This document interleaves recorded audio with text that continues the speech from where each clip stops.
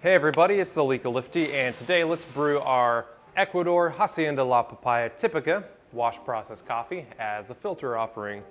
We're going to do a slight variation on the same recipe that we've done for all these other Hacienda La Papaya coffees, simply because it's really neat to see how the same recipe is going to act different simply based on what the coffee is, especially coffees from the same farm. If you have had these other Ecuadors that we've had from Hacienda La Papaya, our good friend Juan Pena from over there, this is the most traditional coffee that we've offered from them.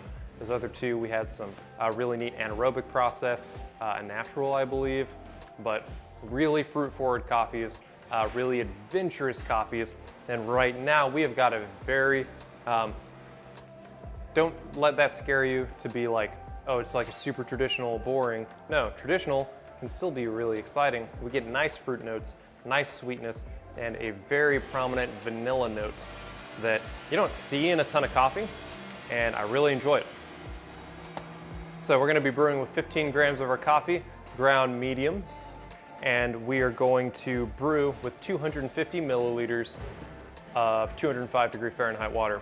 So a riff on that recipe we've been using. Let's wet our paper filter.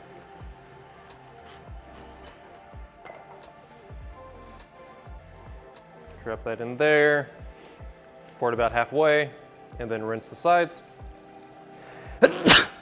Whew. That kind of hurt my neck.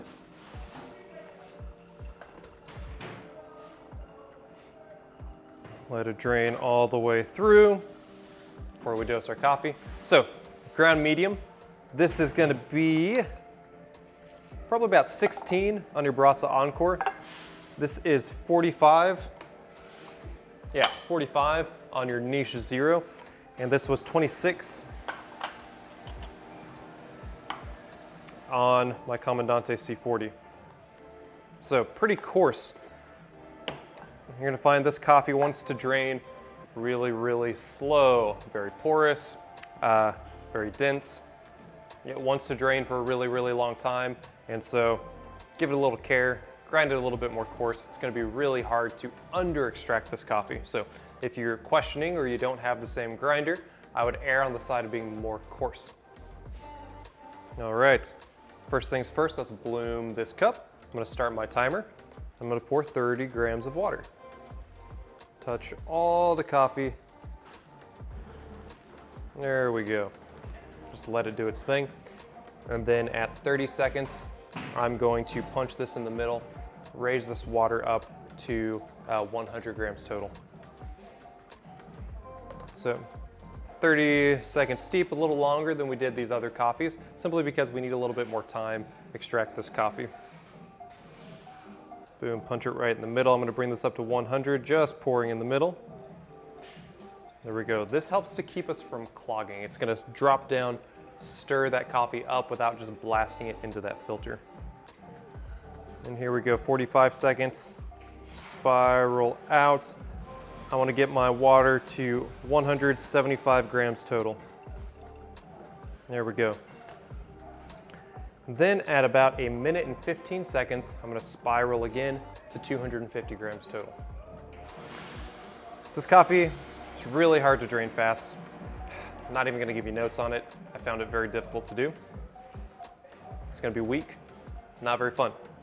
If we over extract, however, if you grind too fine, this coffee is going to drain forever, even with this tiny recipe. And it's going to taste very earthy, very bitter cocoa, and very astringent. When we are balanced, this has a very fun flavor profile. We're gonna get vanilla, we're gonna get cranberry, we're gonna get cacao nib, and we're going to get a little bit of maple syrup. I expect around a 2.5 to 3 minute drain time. That is when I was finding this coffee was at its best.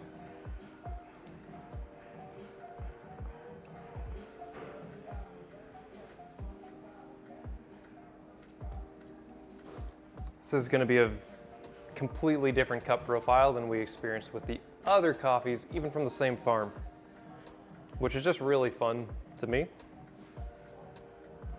to see how just completely different a coffee can be. Here we go, 2.5 minutes. Drip, drip, there we go. This is a really nice default recipe to start plugging coffees into. And you'll kind of learn how you can change flow rate or grind size to give us what we want. Wow, it smells really good. Really sweet coffee, really nice silky texture. You won't be disappointed. Serve and enjoy.